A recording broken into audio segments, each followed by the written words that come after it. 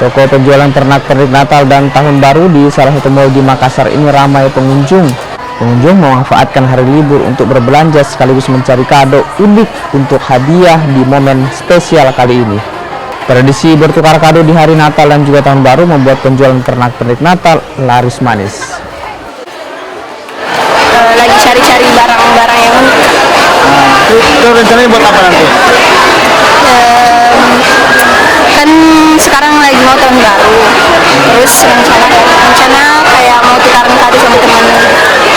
Lagi ngejar barang-barang buat kado ya? Lagi belanja apa? Belanja jepit-jepit, parfum